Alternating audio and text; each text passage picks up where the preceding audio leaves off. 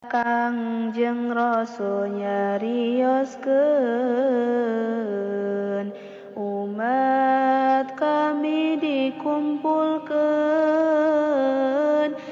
di masyar teh dijajarkeun di 12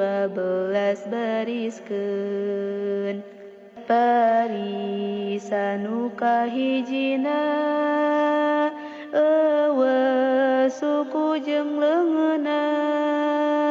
eta jalma di dunyana teu akur jeung tatanggana pindah rupa nu kadua jeung celeng hampir sarua eta jalma di dunyana nu sok ninggalkeun salatna barisan nu katiluna sagede gunung beteungna pinu oray jeung langirna di dunya tara zakatna ari nu nomer robiah jalma ngagolok-gok darah tina sungut siga utah keur dagang sok loba sumpah ari anu kalimana jalma bareujeng bauna eta jalma di dunyana nu doraka ka manusa ari anu kagenepna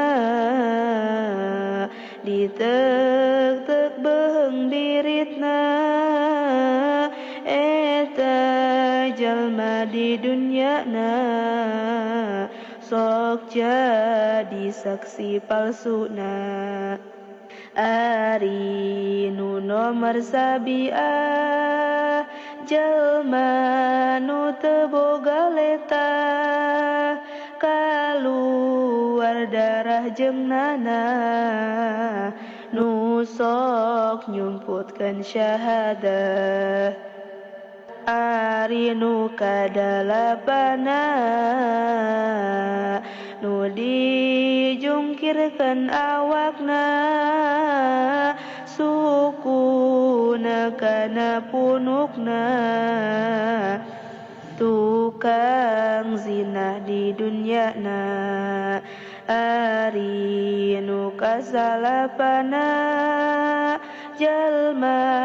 teh hideung beungeutna bolotot dua panona beteung pinuh ku seuneuna ari nu kasapuluhna borok budugna kulitna jalma nu nganyeunyerina ka indung jeung ka bapana ari nu kasabelasna udang ti kuburanana lolong hate jeung panona jeung gede pisan huntuna biwir nepi ka dadana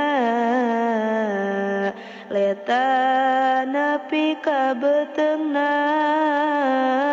malah nepi ka pingpingna jeung kaluar kokotorna